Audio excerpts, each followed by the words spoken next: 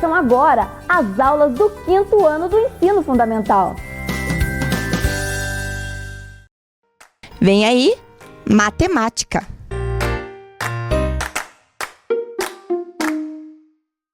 Olá, crianças! Tudo bem com vocês? Bem-vindos aqui a mais uma aula de matemática com a professora Anali. E hoje nós vamos fazer muitas atividades. Por isso eu convido você a pegar aí a sua folha de atividades que você recebeu lá da sua escola, uma folha para anotações ou um caderno para anotações, lápis, borracha, lápis de cor se você tiver, que também pode ser que precise, e vamos pôr a nossa mão na massa hoje, fazendo atividades sobre tudo que a gente aprendeu nessas últimas aulas. Então vamos ver o que a gente vai trabalhar hoje? Nós vamos trabalhar com atividades que vão nos fornecer, né? Algumas ideias das medidas de volume em empilhamentos de unidades cúbicas e alguns problemas de proporcionalidade direta entre duas grandezas, né? Então vamos pegar o nosso material, colocar todo o nosso esforço e mãos à obra. Então vamos lá, primeira atividade. Pega lá na sua folha e verifica essa aí, ó, número 1. Acharam? Ótimo! Então o que nós vamos fazer aqui nessa atividade? Nós vamos observar, né, as embalagens cúbicas que estão dentro dessa caixa maior que vão ser transportadas. Quantas embalagens cúbicas já foram colocadas dentro dessa caixa, que aqui está simbolizada, né, por uma caixa cúbica transparente. Lá dentro tem várias caixinhas pequenas, que são unidades cúbicas. Eu quero saber quantas que já foram colocadas dentro da caixa. E depois, quantas ainda faltam para completar esse empilhamento lá dentro da caixa também. Então, essa é a atividade. Vocês vão ter 4 minutinhos para fazer e eu já volto para conferir. Vamos lá?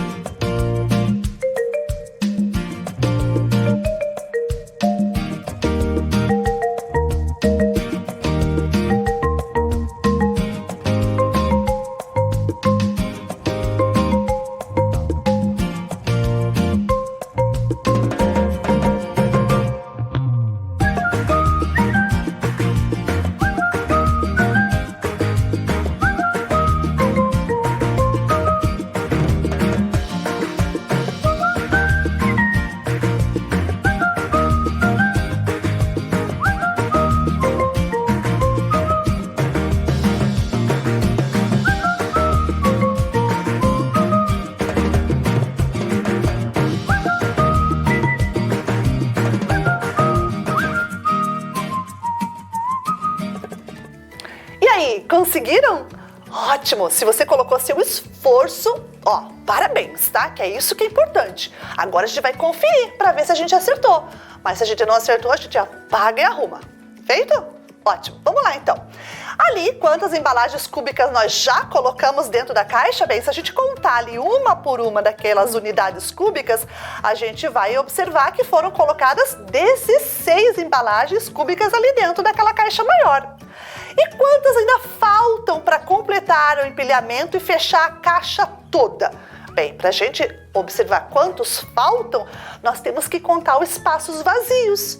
Mas a nossa cabecinha tem que imaginar esses espaços vazios com caixinhas ali, né? Com algumas unidades cúbicas. Então nós vamos fazer isso aqui com a professora e vai aparecer na telinha. Fique olhando para a telinha de vocês para ver as unidades cúbicas agora de quantas que faltam. Vamos lá? Olhem lá. Então vejam lá, nós temos 1, 2, 3, 4, 5, 6, 7, 8, 9, 10, 11, 12, 13, 14, 15, 16, 17, 18, 19, 20. Então, faltam para completar o empilhamento dentro da caixa 20 embalagens cúbicas. Viram como não é difícil? Ali, essas embalagens cúbicas que a professora colocou de amarelo é para vocês terem a ideia de como que a gente conta, né? Então, a gente tem que imaginar essas unidades cúbicas ali completando aquela caixa toda. Entendido? Ótimo, muito bem. Agora, vamos para a nossa segunda atividade. Ache lá essa atividade aí do caminhão. Acharam? Então, vamos lá. O que nós vamos resolver, então, nessa atividade? Pedro e André estão carregando um caminhão com sacos iguais de cimento. Qual é o volume do empilhamento desses sacos de cimento, considerando o saco de cimento como uma unidade de medida? Então é isso que nós queremos saber. Quanto de volume está sendo carregado aqui no caminhão, sendo que o saco de cimento agora é a minha unidade cúbica. Eu quero saber quantos sacos estão empilhados aqui. Lembra como é que a gente acha isso? Veja, nós temos 3 dimensões, né? A largura do caminhão, o comprimento do caminhão e a altura do caminhão. Lembra como é que nós achamos quando a gente não tem assim muito fácil visualizado lá o empilhamento? A gente tem que contar o quê? Quantos estão na largura, quantos estão no comprimento, quantos estão na altura e fazer o quê? Isso mesmo, uma multiplicação. Então você vai fazendo aí, eu vou te dar exatamente 4 minutinhos e eu já volto para corrigir. Vamos lá?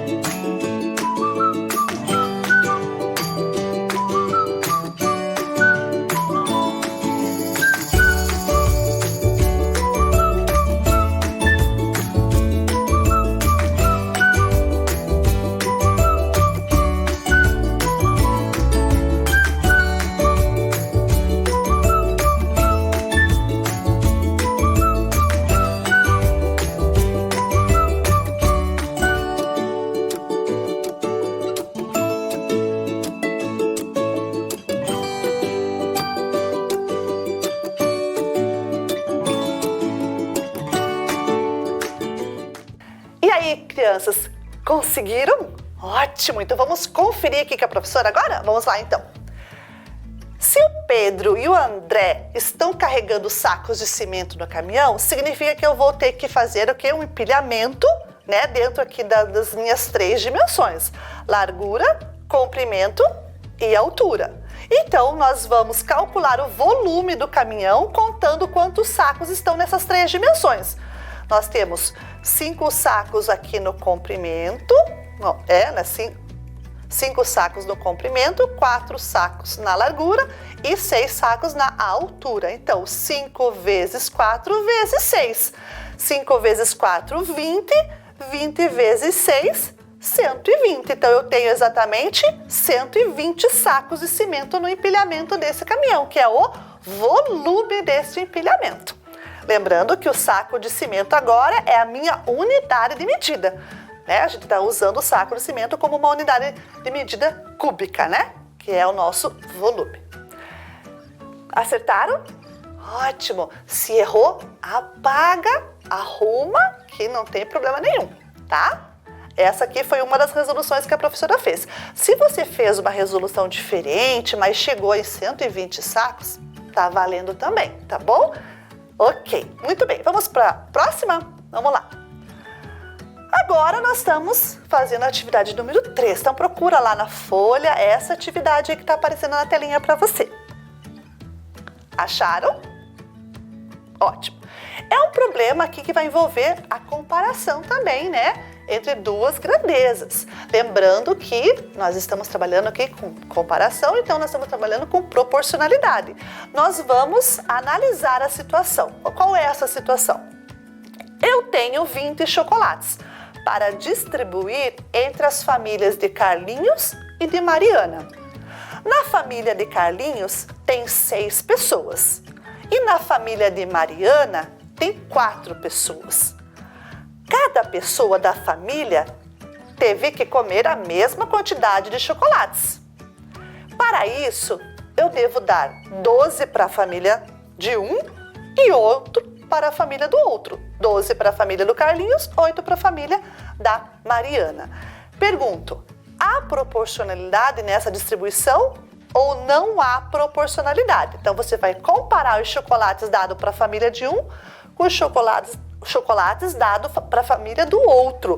Lembrando que cada pessoa teve que comer um chocolate, né? Ela precisa comer um chocolate. Aí você, desculpe, um chocolate não, comer a mesma quantidade de chocolate, né? Então cada um vai comer a mesma quantidade, que pode ser 1, pode ser 2, pode ser 3, aí você que vai descobrir. Mas ele tem que comer a mesma quantidade. Aí você vai ver se nessa distribuição de chocolates de 12 para a família do Carlinhos, 8 para a família da Mariana, se existe uma proporção aí, né? E vai me responder por quê, tá bom? Vocês vão ter 5 minutinhos para pensar, bem pensado, responder, que daqui a pouquinho eu volto para conferir. Vamos lá?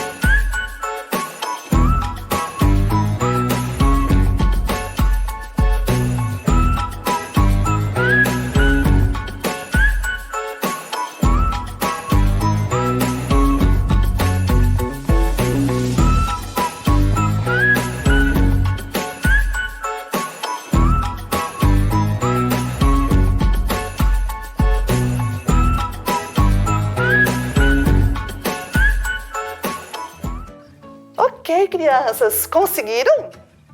Vamos ver aqui se vocês conseguiram acertar. Lembrando, se errar, apaga e arruma, né? Que é isso que é importante. Você vai tentar e se errar, a gente vai apagar e vai arrumar.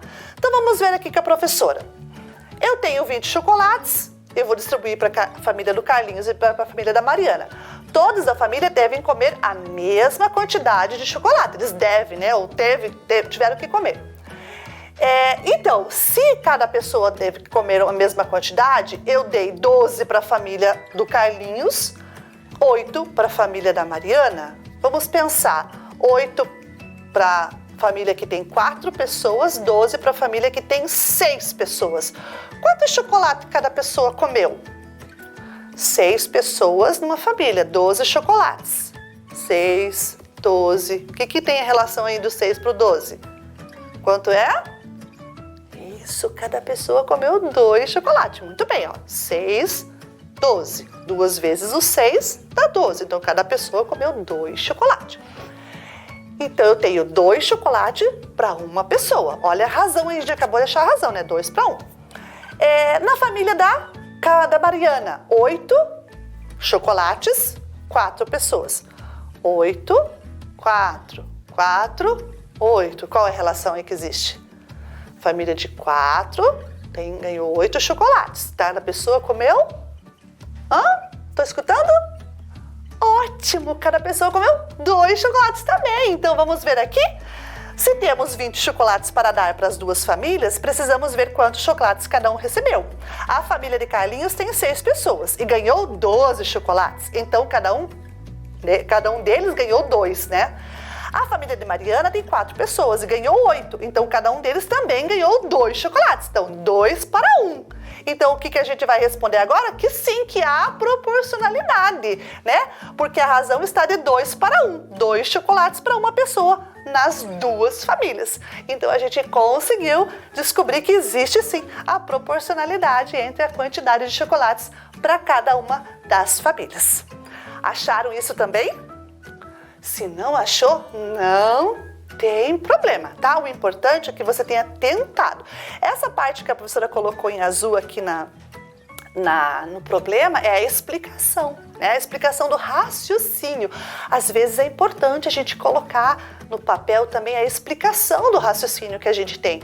Porque a explicação, às vezes as pessoas olham, né, o que está escrito e entendem o que a gente quis dizer, com a resposta e com aquele X que a gente marcou ali. Então, se você tiver a oportunidade de registrar o teu pensamento nos problemas, o teu pensamento aí nas atividades, faça isso, tá bom? Porque é importante a gente deixar bem claro o que a gente quer. E essa habilidade de escrever é uma habilidade importante, porque a gente comunica as nossas ideias escrevendo também. Isso mesmo, se a gente escrever a nossa ideia, a gente está comunicando ela para outras pessoas. E aí fica bem mais fácil da gente entender o que cada um de vocês respondeu, ok? Muito bem. Claro que aqui a professora colocou a ideia que a professora usou, mas você também pode escrever as suas ideias, como que você achou. Então, professora, eu dividi o 12 por 6, encontrei o 2. Eu dividi o 8 por 4, encontrei o 2. Ótimo, não tem problema. Então, escreve isso aí. Essa escrita é muito importante para deixar bem claro as tuas ideias na resolução do problema. Feito? Ótimo, muito bem. Bem, e tudo isso que a gente fez na aula para mais uma atividade. Eu já estava quase indo embora. Vamos lá? A 4ª atividade. Pegue lá na folha, bem rapidinho também. Essa daí é bem facinho, não é nada difícil. A gente já até fez uma parecida a essa na aula passada. Vamos lá? Acharam? Ótimo, então vamos lá. Atividade número 4. Verifique a relação entre cada grupo finito e determine a razão de proporcionalidade direta entre eles, quando ela existir. Lembrando que se ela existir, eu coloco a razão. Se ela não existir, eu não coloco, né? Depois escreva as suas conclusões. Lembrando então aqui, ó, a gente vai ter que descrever as nossas conclusões. Temos que escrever, né, por escrito, colocar ali no papel o que a gente concluiu. E isso demora um pouquinho porque nós temos que escrever, não é? Ótimo. Então, você vai observar a relação que existe na quantidade de relógios para a quantidade de casas, vai ver se existe uma razão de proporcionalidade entre as quantidades aqui dos dois conjuntos e vai descrever a conclusão que você tirou, ok? Para isso, você vai ter 5 minutinhos. Daqui a pouquinho eu volto para conferir. Vamos lá?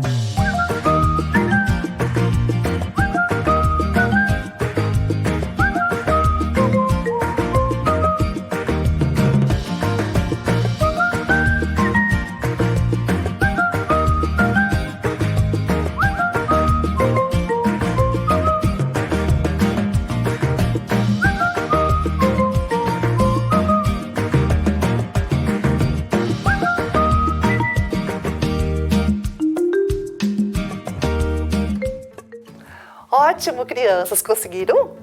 Foi difícil? Foi trabalhoso, né?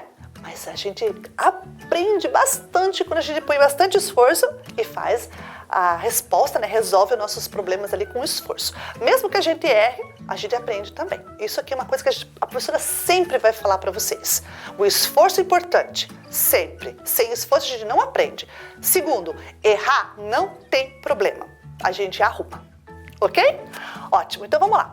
Para a gente conferir aqui essa atividade, a professora vai usar na aula agora, para vocês entenderem a relação que existe aqui, a régua de proporcionalidade. Lembra que vocês usaram as aulas passadas a régua? Então, se você tiver com essa régua aí na sua mãozinha, você também vai poder usar junto com a professora, para a gente conferir essa atividade lá na régua primeiro. Depois a gente volta aqui na telinha. Então, vamos lá na bancada acompanhar com a professora? Então, estão aqui, ó, com a régua na mesa da professora. Lembrando que a gente vai fazer comparação entre duas quantidades, né? A quantidade de relógios para as casas que nós temos no exercício. Então, em cima nós vamos trabalhar com a quantidade de relógios. Embaixo nós vamos trabalhar com a quantidade de casas que a gente tinha lá na nossa atividade. Lembram quantos relógios eram? Isso, eram 3 relógios. E quantas eram as casas? 6. Então, vamos pensar assim. Se a gente pegar aqui o relógio, eu sei que são 3. E as casas, eu sei que são 6. Então, vamos fazer aqui, ó. 1, 2, 3. Então, eu vou pôr um pontinho aqui para o relógio, tá? Para identificar o relógio. E aqui a professora vai fazer um pontinho para as casas. Os 6, embaixo. Então, aqui o pontinho do relógio, o pontinho da casa. Então, eu vou fazer maior aqui para deixar mais visível para vocês. Vamos pegar aqui também, fazer um pouquinho maior. Aí, ó, o pontinho da... Aqui é...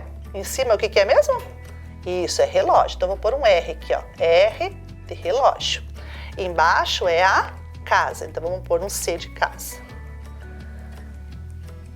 Ok? Relógio e casa. Nós vamos comparar essas duas quantidades. Bem, se eu tenho 3 relógios e 6, vamos pensar aqui. Vamos dividir vamos ver o que a gente pode fazer de um para o outro grupo.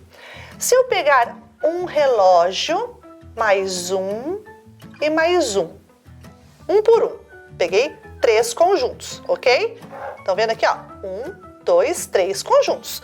Agora eu tenho que tentar fazer 3 conjuntos com o conjunto das casas. Então, se eu tenho 6, eu quero dividir em 3 partes, quanto vai para cada parte? Isso, 2, ó. 2, um conjunto. 2 conjuntos. 3 conjuntos, ó. 1, 2, 3. 1, 2, 3 conjuntos também. Então, vamos ver quanto que ficou a razão aqui? Então, eu tenho um relógio, né? Aqui, ó. Esse relógio. Para esse relógio, eu tenho quantas casas? Quantas casinhas aqui? 1, 2. Ó, 1, 2. Vamos ver aqui para esse outro conjunto aqui. Opa, deixa a professora pegar direitinho aqui a caneta. Um conjunto aqui. 1, 2 aqui. Ó, manteve ainda a proporção, ó, de 1 para 2, de 1 para 2. Vamos ver o terceiro? 1 aqui. 1, 2 aqui. A gente conseguiu manter a relação? 1 para 2, 1 para 2, 1 para 2. Conseguimos manter a relação? Sim, então a gente conseguiu fazer aqui uma relação de proporção. Existe proporção entre relógios e casas? Sim, muito bem, existe, porque a gente manteve, ó, a mesma razão de 1 para 2, de 1 para 2, de 1 para 2 nos 3 conjuntos que a gente fez de relógios e casas. Ótimo, agora nós vamos lá para a telinha para terminar de corrigir a atividade. Então, agora vamos terminar aqui de corrigir na nossa telinha, né? Ó, um relógio para 2 casas. A gente já manteve essa relação lá na nossa proporção, né? Então, vamos ver aqui? Sim, a proporcionalidade. Então, agora vamos descrever o porquê. Olhem lá. Vemos que a relação de relógios para casa está de 1 para 2. A cada um relógio temos 2 casas. Se temos 3 relógios e 6 casas, então significa que a razão se manteve, pois para 3 relógios teremos 6 casas. 3 vezes 2 igual a 6. Foi isso que a gente fez ali na régua, né? A professora fez de um outro jeito lá na régua, mas a resposta é a mesma. Quer dizer, sim, existe proporcionalidade, porque a razão se manteve. A gente manteve a relação, ó, de razão aqui, ó, 1 para 2. 1 mais 2 mais 1 mais 2, igual nós fizemos lá na nossa régua. Compreendido isso? Ótimo! Então, tudo isso que nós vimos na aula de hoje foi o quê? O que a gente aprendeu aqui com todas essas atividades que a gente fez? A gente viu, então, que a relação proporcional direta entre duas grandezas é uma relação multiplicativa de 1 para 1, muitos. Nós verificamos também que existe a proporcionalidade direta entre duas grandezas, percebendo que para isso, né, a razão precisa se manter a mesma. Então, nós tivemos a mesma conclusão da aula passada.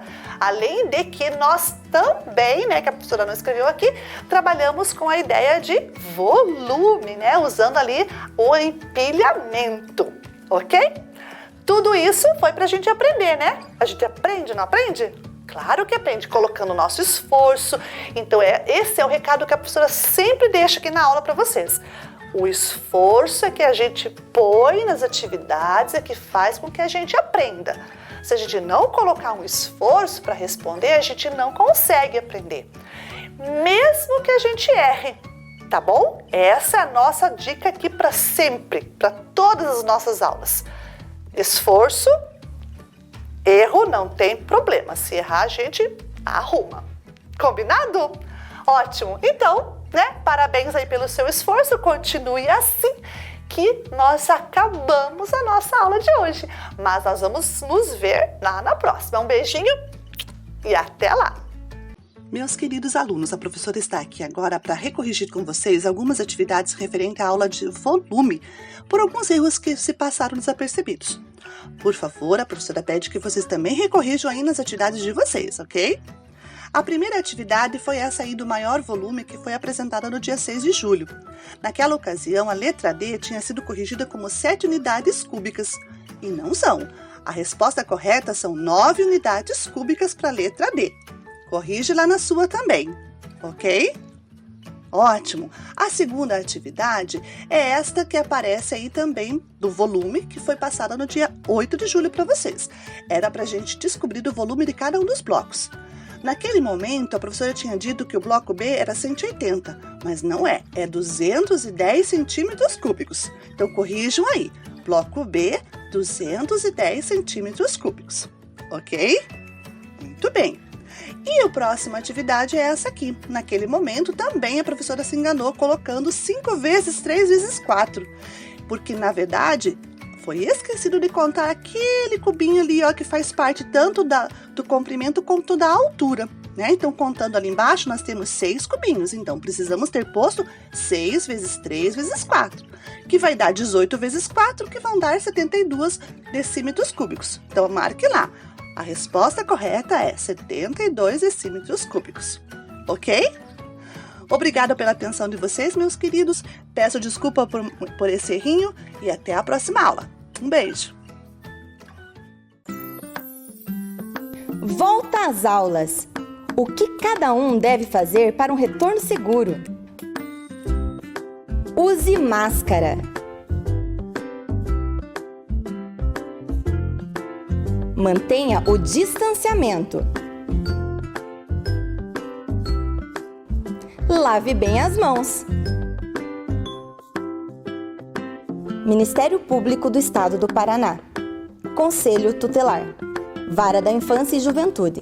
Prefeitura de Ponta Grossa. Vem aí, Formação Humana, Ensino Religioso. Olá, crianças! Tudo bem com vocês? E vamos para mais uma aula de formação humana? E antes disso, vamos relembrar o que nós trabalhamos na aula passada? Vamos ver lá? Então, nós trabalhamos sobre a diversidade religiosa no mundo, no Brasil, e conhecemos as mais praticadas. Existem muitas, mas aqui nós conhecemos as mais praticadas. Quais que foram elas? Vamos ver? O cristianismo, o islamismo, hinduísmo, as religiões chinesas, o budismo e o judaísmo. E também conversamos um pouquinho sobre essas palavrinhas que vocês estão vendo aí na tela, sobre mito, rito e sagrado. Vocês lembram o que é? Bem rapidinho eu vou relembrar vocês. Todas as civilizações, as culturas, as religiões, elas querem procurar uma forma de explicar as coisas. Aí nós conhecemos na aula falamos um pouquinho, por exemplo, sobre a origem do universo, né? Como que começou tudo. E para isso, se criam histórias que vêm a ser os mitos. E para colocar em prática, as religiões, culturas fazem rituais, que vêm a ser o rito, que são as orações, as danças, as celebrações. E assim, cada religião tem o seu templo sagrado, seu livro sagrado, certo? E dessa forma a gente vai conhecendo para que a gente possa respeitar cada uma dessas religiões, dessas culturas. E isso que eu estou falando aqui, né? Ela está prevista em lei, que é na BNCC. Certo? Que é trabalhado essas questões que a gente tem que conhecer para que a gente saia do ensino fundamental, saia da escola conhecendo para respeitar e assim tornar o mundo mais humano, com mais paz, certo? E ali já está explicando, né? Isso que eu já falei para vocês. Tá bom? Que a gente tem que conhecer, que está previsto em lei, olhem lá na tela, ó, que é um meio de propiciar conhecimento, que tem o direito da liberdade, e no terceiro quadrinho, que está falando da importância do diálogo e do desenvolvimento da formação de valores, princípios éticos e da cidadania. Vejam que importante. E hoje nós vamos continuar conversando sobre esse assunto, só que agora o nosso tema é diversidade aqui no Brasil. E esse tema será apresentado através de um telejornal. Fiquem atentos, não saiam daí, que nós voltamos já já.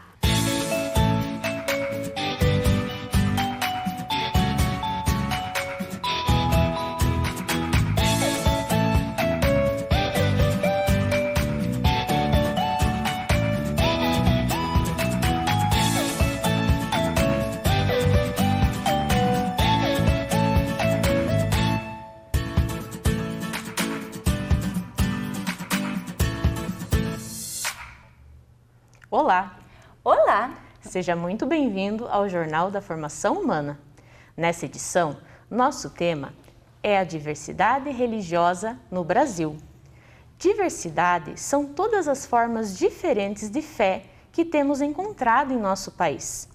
Hoje vamos conhecer as religiões que possuem maior número de praticantes aqui no Brasil.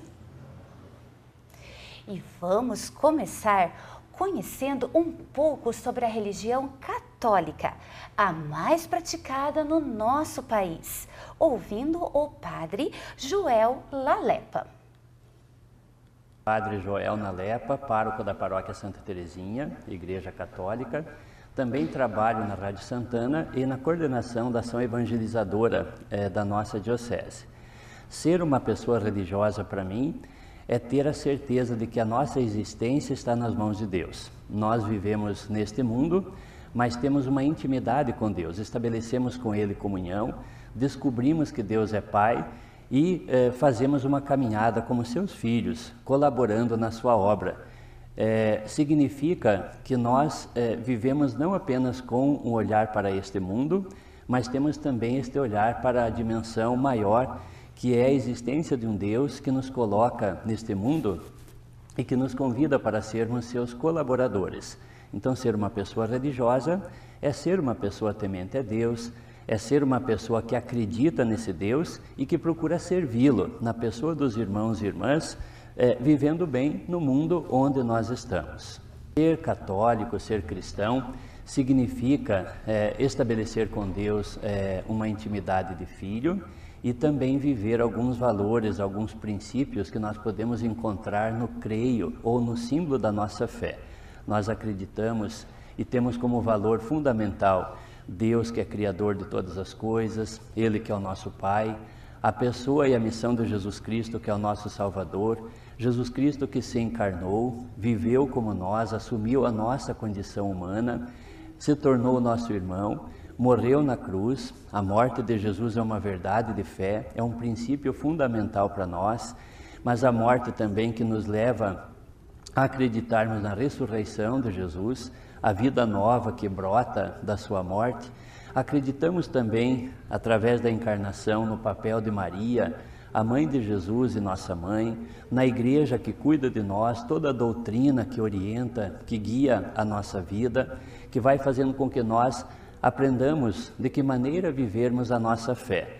Acreditamos nessas verdades e também outros princípios, outros valores que a igreja vai nos ensinando, que o próprio Deus, através da sua palavra, nos ensina. O valor à vida, o princípio fundamental do amor fraterno, do perdão, da construção de um mundo de paz, da solidariedade e outros tantos valores e princípios que nós não podemos abrir mão. Ser uma pessoa cristã, uma pessoa católica, é deixar-se guiar por esses valores e princípios. Observamos com a fala do padre Joel que na religião católica a existência está nas mãos de Deus e é necessário estar em comunhão, isto é, ligado com Deus, Criador, e assim praticar o amor fraterno, perdão, construindo um mundo de paz e solidariedade. Vamos conhecer agora a religião evangélica. Ela é a segunda religião com mais praticantes no Brasil. O pastor Antônio vai nos contar um pouco sobre essa fé e os valores que ela ensina.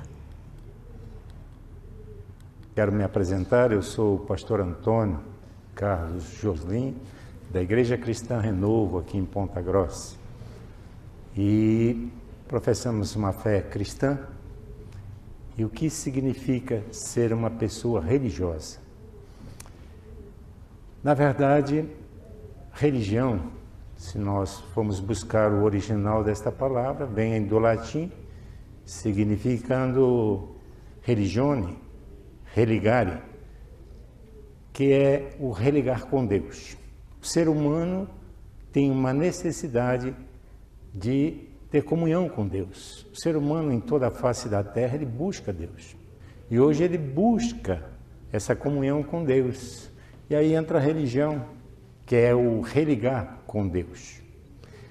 Mas se prestarmos atenção hoje nessa palavra, ela na verdade não cumpre o seu objetivo de religar o homem com Deus.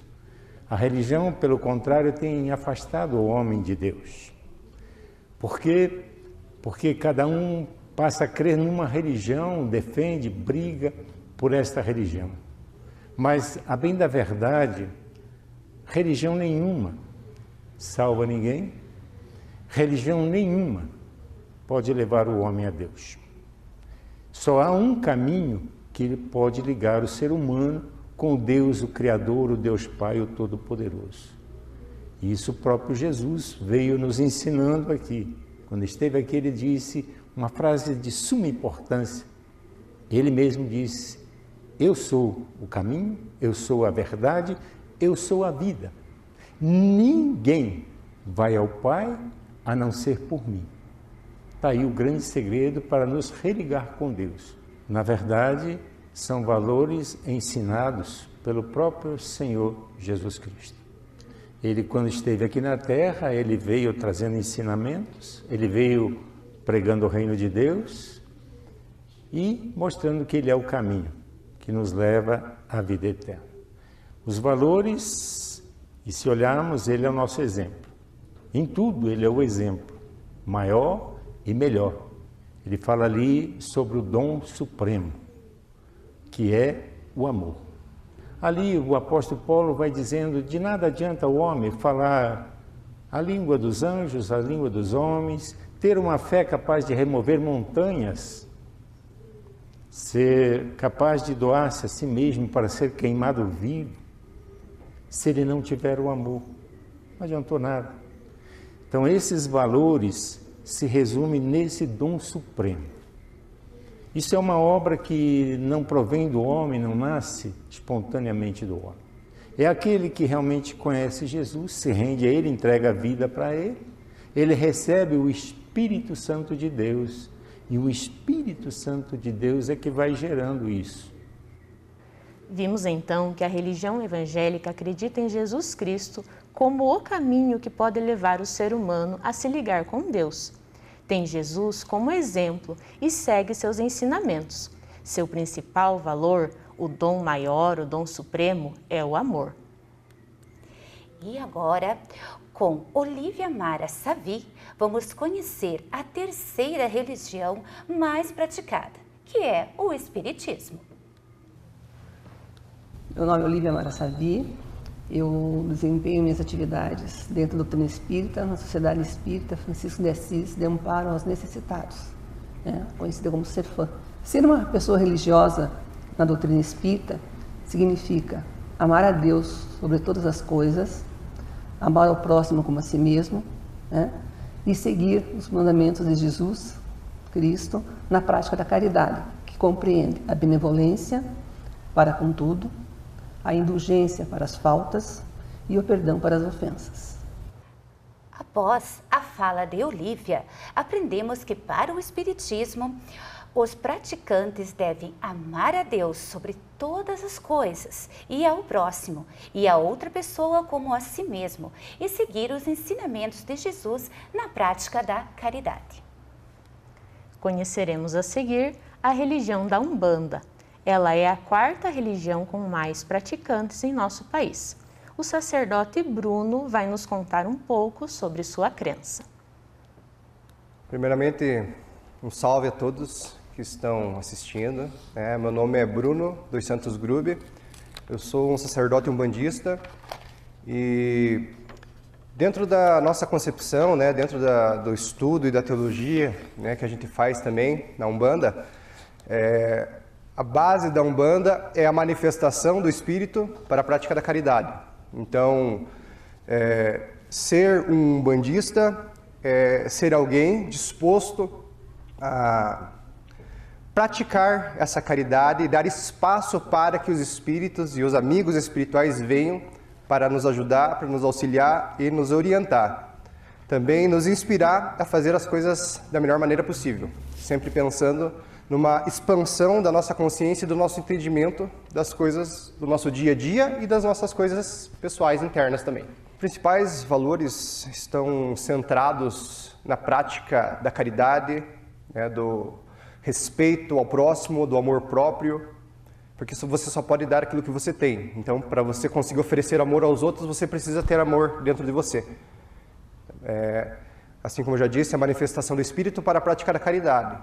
Para você praticar a caridade, você tem que estar preenchido dessa caridade dentro de você também. Com a fala do sacerdote Bruno, percebemos então a importância da prática da caridade, o amor a si mesmo e ao próximo, e assim o respeito. Agora, vamos ouvir com o Sheikh Nurdin Essayev como os praticantes do islamismo professam a fé, a quinta religião mais praticada no Brasil.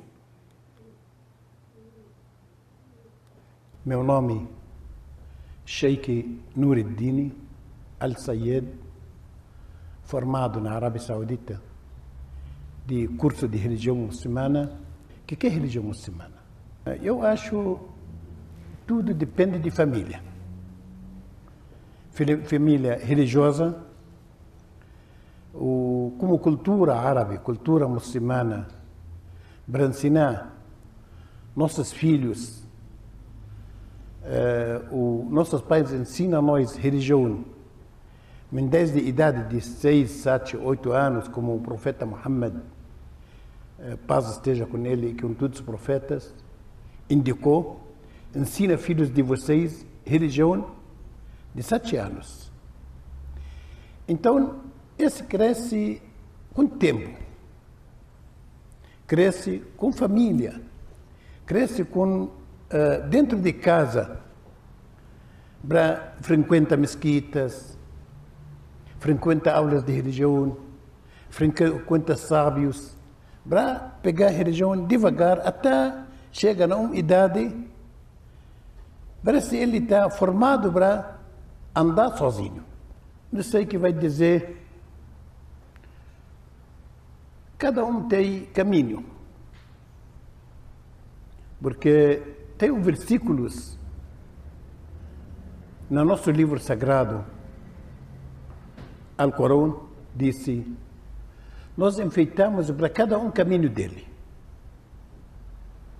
Então, quem reza para Deus único, ele sabe, ele é no caminho certo. Como o nosso profeta disse, como todos os profetas de Deus, mensageiros de Deus, a paz esteja por nós, tanto faz como o profeta Maomé, o profeta Jesus, o profeta Moisés, o profeta Abraão, e todos os profetas falaram para o povo deles: volta para o caminho de Deus de verdade. Tem gente que acha, não, o caminho, esse que ele está andando fora do caminho de profetas, está certo. Então, o julgamento de verdade depois de morte. Depois de morte, não é essa vida. Para os fiéis do islamismo, como o Sheikh Nuruddin Saif nos falou, tudo depende da família, do crescimento, frequentando o templo sagrado, aulas de religião, ouvindo sábios, enfim, se preparando devagar até conseguir andar sozinho no caminho de Deus. A seguir, a professora Veridiana vai nos contar um pouco sobre sua religião. O budismo é a 6ª religião mais praticada no Brasil. Eu sou a professora Veridiana e vim falar um pouco sobre o budismo. Ser uma pessoa religiosa no budismo. O que isso significa? O budismo acredita na lei de causa e efeito, ou seja, boas causas geram bons efeitos. Por exemplo, quanto mais eu estudo, pesquiso e construo, mais conhecimento eu adquiro. Quanto mais eu pratico um esporte, maior fica a minha habilidade. Quanto mais bem eu faço, melhor fica o ambiente e logo o mundo à minha volta. Ser uma pessoa religiosa é quando eu aprendo sobre a lei de causa e efeito e melhoro as minhas ações e assim melhoro o meu ambiente e o mundo ao meu redor. O principal valor no budismo é o ser humano. Cada vida vale muito, é muito preciosa. Então, o budismo acredita que cada pessoa tem todo o potencial para viver a vida de uma forma muito feliz, mas às vezes está lá escondidinho dentro de nós e a gente precisa evidenciar isso. Então, quando a gente ora, a gente evidencia esse máximo potencial. O budismo também acredita que a dignidade da vida deve ser respeitada, que todas as pessoas são diferentes e cada uma merece escolher a melhor forma de viver, cada uma ao seu modo. Cada um pode e deve ser feliz da maneira que se sentir melhor e respeitando também a maneira de viver dos outros. Acreditamos que a dignidade da vida é a consolidação de uma paz duradoura, conquistada por meio da felicidade plena de cada indivíduo. Vimos que o budismo ensina sobre o valor do ser humano e da vida, o respeito a todos e que com boas atitudes podemos melhorar o mundo ao nosso redor. Nosso Brasil é muito grande, nele podemos encontrar diversas manifestações de fé e hoje conhecemos um pouco sobre as religiões que são mais praticadas em nosso país. Para encerrar esse tema, chamamos nossa repórter Amora, que está numa entrevista com o professor Luiz Fernando. Ele irá nos comentar sobre toda essa diversidade religiosa do nosso país. Olá, professor Fernando! Que prazer fazer essa entrevista com você. Você pode nos falar um pouco sobre o quanto a diversidade religiosa no Brasil é importante? Oi, Amora, tudo bem? É um prazer falar com você também. Então, a diversidade religiosa no Brasil ela é muito importante porque é só a gente vendo a quantidade de religiões que existem em nosso país, né, quantas crenças, o quanto as pessoas acreditam em diversas coisas, é que a gente pode entender o quanto o nosso país recebeu várias culturas, né? Então vocês devem lembrar, o professor já comentou em algumas aulas aí com vocês e com as crianças do Vem Aprender, que lá no comecinho da nossa história, os povos indígenas estavam aqui. E todos esses povos, que são muito diferentes entre si, já tinham as suas crenças. Aí vieram os portugueses, que trouxeram as suas crenças, os povos africanos, que também trouxeram as suas crenças, e daí em diante não parou de chegar gente aqui. E todas essas pessoas também trouxeram as suas crenças, porque cada uma veio de um lugar diferente do mundo. Então, além, por exemplo, da culinária, das roupas, do idioma, elas também trouxeram a sua fé. Por isso, é muito importante que a gente pratique o respeito, que a gente entenda a importância de respeitar e tolerar, né, no caso, as diferentes religiões. Porque é só assim que a gente vai conseguir construir um mundo com paz. E além disso, a gente também precisa aprender que existem pessoas que não acreditam, que não têm uma fé religiosa. E não é por isso que elas são pessoas más. Até porque não é porque a religião não é a garantia de que as pessoas vão ser ou não boas. Ela é um caminho que leva ao amor, mas não é o único. Então, a gente precisa respeitar tanto as religiões que são diferentes daquelas que a gente tem, né, que a nossa família nos ensina, e como também respeitar as pessoas que também não tenham nenhuma religião, certo?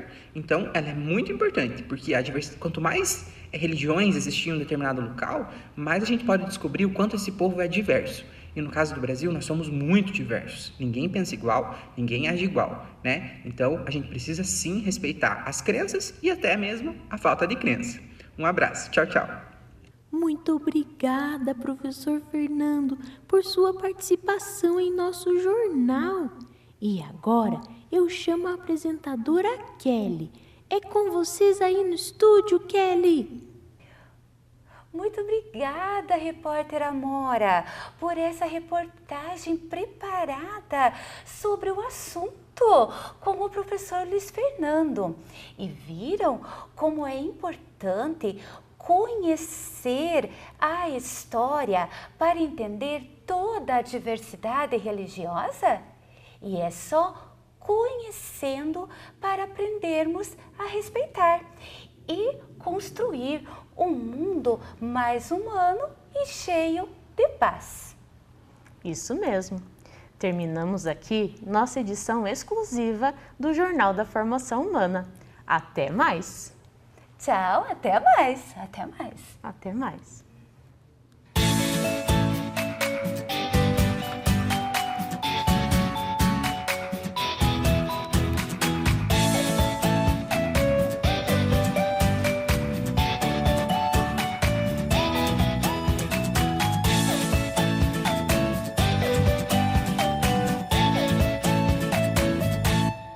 Oi, pessoal! Então, gostaram do nosso telejornal, o Jornal da Formação Humana? Que legal, né? Podemos conhecer um pouco, né, sobre as religiões que são mais praticadas no nosso Brasil. Claro que existem muito mais religiões, né, mas nós conhecemos aquelas que têm maior número de praticantes, certo? E nós queremos aqui, não podemos terminar essa aula sem fazer um agradecimento bem especial para a professora Adriane. Essa aula teve bastante a contribuição dela, sabiam? Ano passado ela fez entrevistas, né, com esses representantes religiosos que vocês assistiram, cada um falando, explicando um pouco sobre a religião deles, né?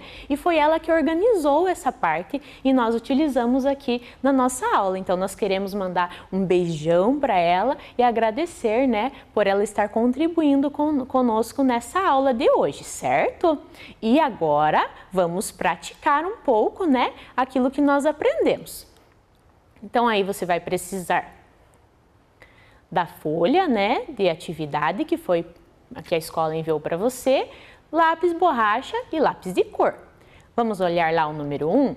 Está escrito assim: descubra a frase que está escondida nos códigos abaixo e depois pinte com capricho o desenho que a representa. Então, olhem ali, nós temos alguns códigos secretos e embaixo você tem que descobrir o que eles significam. Será que vocês conseguem?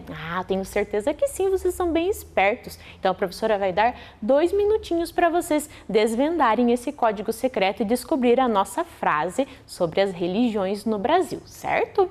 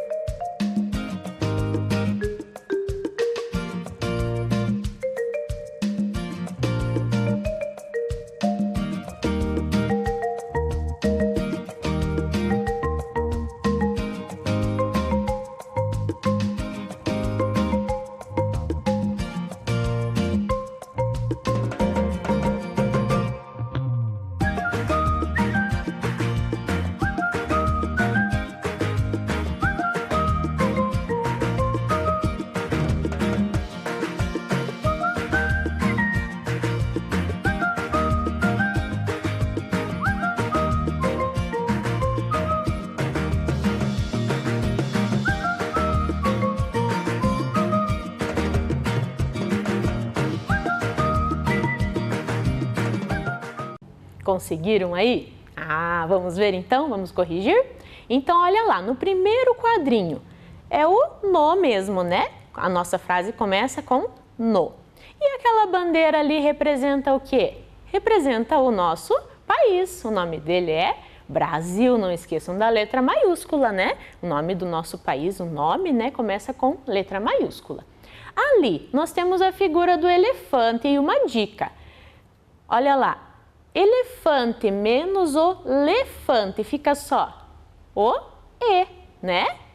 Mais ziste, olha lá, mais e o ziste, o que será que forma? E mais iste, existe. E ali no outro quadrinho, diver mais cidade, o que formou? Diversidade. E ali no último quadrinho, um relógio e a dica embaixo. Relógio menos lógio. O que fica? Fica só o re, né, do relógio. Mas ligiosa. Então, olha lá, mas ligiosa. Que palavra formou? Religiosa. Então, formou a nossa frase. No Brasil, existe diversidade religiosa. Achou difícil? Olha, então treina aí. É um exercício também de raciocínio, né? Pra gente ir treinando a nossa cabecinha, certo? Não esqueçam de colorir, né? O mapa, os representantes que nós conhecemos hoje, né? Os representantes das religiões mais praticadas no Brasil. E vamos terminando nossa aula com essa frase que é tão significativa que nós aprendemos mais um pouco sobre isso, né? Sobre nós podermos respeitar e construir um mundo melhor. Juntos podemos construir um mundo mais humano. Tchau, tchau, um abraço, até a próxima! Vem aí, língua portuguesa.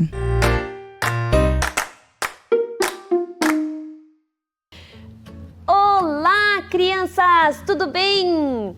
Hoje eu trouxe para vocês uma fábula. Eu tenho certeza que vocês já conhecem. Porém, essa fábula é a continuação daquela. Isso mesmo! Olha lá o nome da nossa fábula. A cigarra e a formiga no inverno seguinte, com a professora Liz. Lembra que a cigarra só queria tocar violino e não se preocupava nem um pouco com o inverno? Pois é, se não fosse a solidariedade das formigas, a cigarra poderia ter morrido de fome e de frio. As coisas, porém, mudaram muito de lá para cá. Neste inverno, ela está hospedada num excelente hotel 5 estrelas. Ah, como a cigarra conseguiu dinheiro para pagar o hotel? Isso é uma longa história. Tudo começou no formigueiro, no ano passado. A rainha das formigas deu vários conselhos para a cigarra. Orientou que ela trabalhasse para não passar aperto. Fizeram projetos e a cigarra se comprometeu a mudar as suas atitudes. Chegou o verão e logo no início as formigas retomaram o trabalho.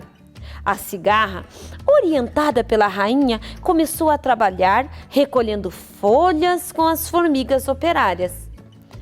Foi muito bem nos primeiros dias, mas, e como toda história tem um mas, e quando sabemos que quando tem um mas, alguma coisa vai acontecer? Pois é. Mas, alguns dias depois, lá estava ela na árvore, tocando seu violino outra vez. A rainha chamou a cigarra e falou seriamente com ela. A rainha tem até fotos da cigarra caída no chão, com muito frio e fome do inverno passado. Quando a cigarra viu aquelas fotos, viu tudo aquilo, ficou muito triste, porque ela gostaria de trabalhar como as formigas, mas não estava conseguindo. Confessou à rainha que não tinha capacidade para aquele tipo de trabalho. A rainha, grande empreendedora, disse à cigarra que ela precisava fazer algo para sobreviver no inverno. Mas o quê? Perguntou a cigarra. O que você faz de melhor? Empreenda o seu talento, respondeu a rainha. E mesmo antes de a cigarra responder, já foi dizendo que era tocar e cantar. A cigarra concordou prontamente. Pois bem, disse a rainha, faça disso seu trabalho. Organiza shows e concertos. Assim, você viverá muito bem administrando o seu talento. A cigarra investiu na ideia. Nos primeiros meses foi um pouco difícil, mas logo já estava se dando bem. Foi assim que ela encontrou a sua profissão. E naquele inverno, foi parar num hotel 5 estrelas. E birilim pim pim, essa nossa fábula chegou ao fim. E aí, gostaram da história? A continuação da história da cigarra e da formiga? Ai, muito gostosa, né? E aí, vamos falar um pouquinho sobre a nossa história? Olha lá! Essa história é uma fábula. Como a gente sabe que essa história é uma fábula, professora? Porque as fábulas, elas são composições literárias curtas, escrita em prosa ou versos, né? E em que os personagens, eles são animais que representam as características humanas, como, por exemplo, falar, né? Olha lá, eles são muito presentes na literatura infantil. Quais outras fábulas que vocês conhecem? Que os animais falam e que os animais têm características humanas. Vocês conhecem alguma? A história da lebre. Que mais? Muito bem, a história do rato e do leão. Muito bem, várias outras. Nós temos muitas fábulas. Tenho certeza que na escola vocês já ouviram outras fábulas, né? E agora, quem são os personagens desse texto? Quais são os personagens? Muito bem, a cigarra, as formigas e a rainha das formigas. Muito bem. E agora, vamos procurar no nosso caça-palavras essas palavras que apareceram aí na telinha de vocês. Olha lá, criatividade, empreendedora, solidariedade e talento. Quem aí é bom de caça-palavras? Vamos ver? E aí? Vai passando o dedinho, vai procurando. Olha lá. Eu também já achei. Achei a palavra criatividade. Muito bem. Olha lá, criatividade. E agora, vamos procurar a palavra empreendedora? Onde será que tá? Fácil, né? Muito fácil. Olha lá. Muito bem. E aí? Agora, vamos procurar a palavra solidariedade. Vamos lá? Aê! E a última palavra que é talento. Olha lá! Vamos lá! Olha, e você consegue explicar agora? Olha lá, descobrimos todas as nossas palavras. Nós conseguimos agora explicar o significado dessas palavras? Criatividade. O que é ter criatividade? Sim, é a pessoa ser criativa, é a pessoa pensar grande, é a pessoa imaginar além. Que mais? Empreendedora. Quem é uma pessoa empreendedora? É aquela pessoa que pensa no seu negócio, que faz, organiza, né? Que tem uma vontade de fazer, é uma pessoa empreendedora, né? Que consegue pensar além nos negócios, né? E aí, solidariedade. Quem é uma pessoa solidária? É uma pessoa que ajuda os outros, ter solidariedade. Agora, nessa época de pandemia, é muito importante pensar nos outros. E quem tem talento? Quem tem talento é aquela pessoa que consegue fazer algo que as outras pessoas talvez não consigam. Quem tem talento tem pessoas que têm talento para tocar um instrumento, tem pessoas que têm talento para conversação, tem pessoas que têm talento para culinária, né, para fazer alimentos. É isso aí. E aí, gostaram da nossa aula e da nossa história? Gostaram? Eu também adorei. Um beijo grande e até a próxima!